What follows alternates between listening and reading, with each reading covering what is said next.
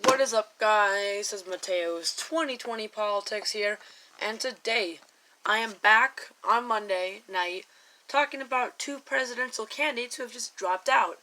And I told you yesterday that I might make a video on Monday. I might not because, I'm not going to be following the daily upload video, rhythm anymore. So, I am going to be making a video on Joe Sestak and Steve Bullock dropping out of the race. One thing you might notice is that my energy is higher now. I'm much more enthusiastic because it's not like I'm being forced to make a video. I'm choosing to, and I'm more passionate about the video. So, let's just get to the topic. First of all, who the hell is Joe Sestak? I know. If you ask that question, don't feel bad. This guy is basically Wayne Messam 2.0. He hasn't made it to any presidential debates. He has never polled above 1%. And he's just not,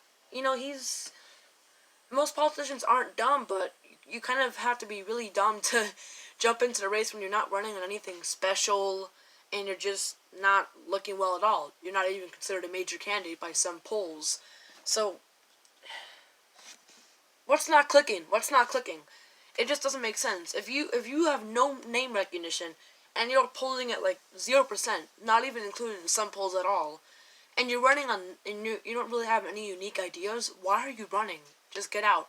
I'm talking to you, Deval Patrick. Why are you running? Get out. I'm talking to you, Michael Bennett. Get out. These people are real dumbasses, and I don't really like saying that word. I cringe when I watch my videos and I say that word, but sometimes it's necessary to call somebody that when they just jump into a race for no reason whatsoever. And, it's kind of upsetting because these people are, kind of dumb A's. I don't know what they're doing. And Joe Sestak must have realized I literally am catching no steam. I have to drop out. So, nothing really to talk about him because nothing is known about him. Probably the most notable thing about him is the fact that he served as an admiral in the Navy. In all of his campaign ads, he's like, I served as an admiral in the Navy, and keeps mentioning it, and I'm like, okay, we get it. You served in the military. Can you, get some substance, some policies? Straight up delusion. And now Steve Bullock, he's not as dumb as somebody like Joe Sestak or Michael Bennett or Deval Patrick or Wayne Messam, because, Steve Bullock has actually polled above 1% in some instances, and he was actually in the second presidential debate. And you might have forgotten it because, he doesn't really bring anything special to the stage. But I'm going to give him some credit because he actually was doing okay in the polls, and he did actually manage to make it to one of the debates. And he actually technically did qualify for the first one, but as you may remember, the poll that qualified him was just, pushed out by the DNC. It wasn't a certified poll. So I'm going to give him some credit. He actually was, he actually made it to some of the earlier debates, or rather, he was going to make it to the first, and he did make it to the second. Now, what was his campaign about? Just being a moderate.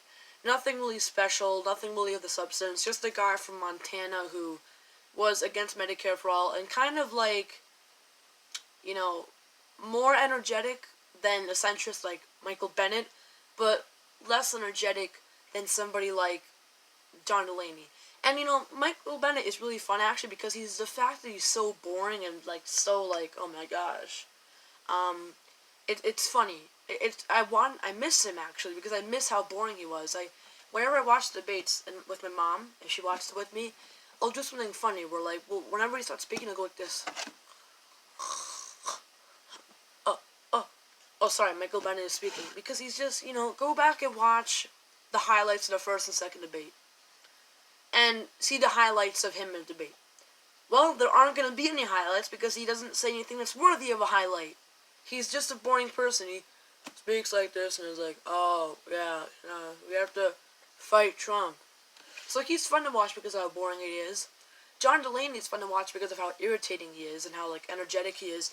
But Steve Bullock was just kind of a weird mixture that wasn't really fun. He was just he was boring, but not boring enough to the point where he was low energy, but not low energy enough to the point where he's funny. He was just kind of there. Just very forgettable. I don't think I remember one single moment from him in the second debate. I'm happy he dropped out. Yeah, and I'm happy he's finally recognized he should drop out now.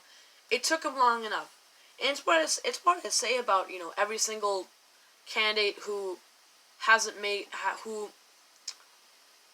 who's just been the first two debates, and the fifth debate has already happened. Why do I say that? Let me specify. So most of the candidates actually that were in the first and second debates just got kicked out. They didn't make it to any of the debates after that. Now, if you stay around and okay, let's say you don't qualify for the third debate. You were in the first two debates. You don't qualify for the third, but you stay in. I respect you. Maybe you're gonna have a bit of a shot to make it to the fourth because the thresholds for the qualification aren't gonna be raised. So who knows if your polling is gonna go a bit up. You're gonna surge a bit. You can make it to the fourth. So yeah, if you're like, okay, I haven't made it to the third debate, I'm dropping out now. Whoa. I haven't made it to the third debate, but I'm going to stay in and try to make it to the fourth. That's understandable. But if you have made it to the third or the fourth debate and you're like, oh, I'm staying in, it's unacceptable. Why? Because every two debates, the thresholds for the qualification process get harder and harder. So if you didn't make it to the fourth debate, you're not going to make it to the fifth either. It's harder to get in. So once the fourth debate deadline has come in and you haven't qualified for it, just drop out. There's no point in staying in. Tim Ryan did that. Bill de Blasio did that too. And Kirsten Gillibrand actually did it when she didn't qualify for the third. But yeah, guys, if you are still in this race and you haven't made it to the third, fourth, or fifth debate, drop out, man. Just go. There's no point of you even staying in. And, Joe Sestak clearly didn't get it at all. He didn't make it to any of the debates. And, Steve Bullock, I blanked on his name because of how unimportant he is. Steve Bullock didn't get it, but he understood it to more of an extent than Joe Sestak, because he actually decided, okay, I have made it to one of the debates, but I haven't qualified for, any of the other four, so I'm dropping out. So yeah, guys, moral of the video, I'm happy that Joe Sestak and Steve Bullock have finally realized that they should drop out, although it took them a bit too damn long. But to anybody else who hasn't made it to the third, fourth, or fifth debate, John Delaney, Michael Bennett, I'm sad to say Marianne Williamson, because I like her, but she hasn't made it to any of the last three. Who else?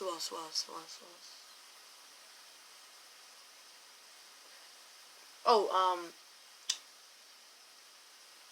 that's it. If I'm forgetting anybody, I'm sorry. But you know who you are, guys. If you haven't made it to the third, fourth, or fifth debate, just drop out. Especially if you haven't made it to any of the debates, that's even worse. So, thank you for watching this video, guys. Second moral of the story: if you don't think you're gonna win if you don't think you're gonna win the presidency, just don't run. Come on, guys. Understand that. See you guys later, and bye.